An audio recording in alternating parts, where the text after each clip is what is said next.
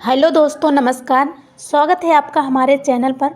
तो दोस्तों चलिए आज हम महान सम्राट अशोक के शिलालेख और उनकी मृत्यु के बारे में देखते हैं।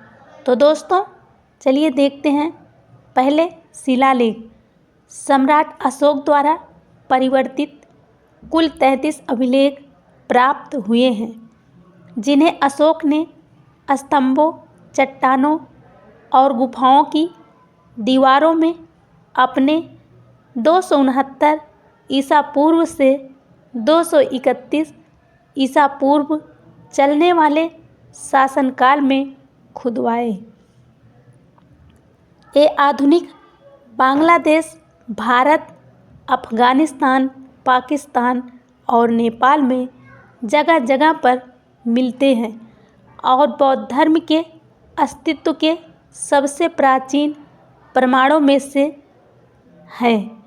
इन शिलालेखों के अनुसार अशोक के बौद्ध धर्म फैलाने के प्रयास भूमध्य सागर के क्षेत्र तक सक्रिय थे और सम्राट मिस्र और यूनान तक की राजनैतिक परिस्थितियों से भली भांति परिचित थे। इनमें बौद्ध धर्म की बारीकियों पर जोर कम और मनुष्यों को आदर्श जीवन जीने की सीखें अधिक मिलती हैं। पूर्वी क्षेत्रों में यह आदेश प्राचीन मगधी भाषा में पाली भाषा के प्रयोग से लिखे गए थे। पश्चिमी क्षेत्रों में शिलालेखों में भाषा संस्कृत से मिलती जुलती है और खरोष्टी लिपि का प्रयोग किया गया है। एक शिलालेख में यूनानी भाषा प्रयोग की गई है, जबकि एक अन्य में यूनानी और अरामाई भाषा में द्विभाषी आदेश दर्ज है। तो दोस्तों आगे देखते हैं। इन शिलालेखों में सम्राट अपने आप को प्रियदर्शी, प्रकृति में प्रियदर्शी और देवानंद प्रिय यानी देवों के प्रिय, प्रकृति में देवानुप्रिय की उपाधि से बुलाते हैं। तो दोस्तों ये इनके शिलालेख के बारे में था। तो दोस्तों आगे चलिए देखते हैं उनकी मृत्यु कब और कैसे हुई थी। तो मृत्यु। अशोक ने लगभग 36 वर्षों तक शासन किया, जिसके बाद लगभग 232 ईसा पूर्व में उनकी मृत्यु हुई। उसके कई संतान तथा पत्नियां थीं, पर उनके बारे में अधिक पता नहीं है। उनके पुत्र महेंद्र तथा पुत्री संघमित्रा ने बौद्ध धर्म के प्रचार में योगदान दिया। अशोक की मृत्यु के बाद मौर्य राजवंश लगभग 50 वर्षों तक चला। तो दोस्तों आगे देखते हैं। मगध तथा भारतीय उपमहाद्वीप कई जगहों पर उनके अवशेष मिले हैं। पटना पाटलिपुत्र के पास कुम्भरार में अशोककालीन अवशेष मिले हैं।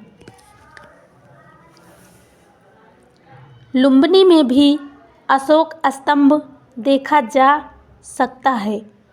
कर्नाटक के कई स्थानों पर उनके धर्मोपदेशों के शिलाकीर्ण अभिलेख मिले हैं।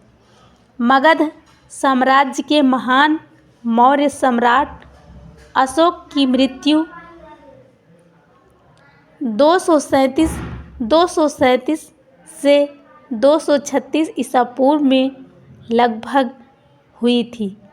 अशोक के उपरांत अगले 5 दशक तक उनके निर्बल उत्तराधिकारी शासन संचालित करते रहे हैं।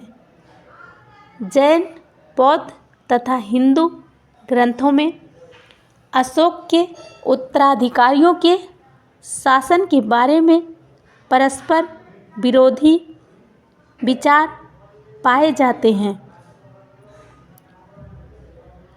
पुराणों में अशोक के बाद 1 या 10 शासकों की चर्चा है, जबकि दिव्यदान के अनुसार 6 शासकों ने अशोक के बाद शासन किया।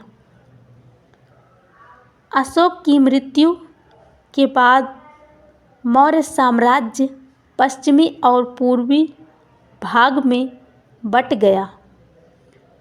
पश्चिमी भाग पर कुणाल शासन करता था, जबकि पूर्वी भाग पर संप्रति का शासन था। लेकिन 180 ईसा पूर्व तक पश्चिमी भाग पर बैक्ट्रिया यूनानी का पूर्ण अधिकार हो गया था। पूर्वी भाग पर बृहदरथ का राज्य था। वह मौर्य वंश का अंतिम शासक था।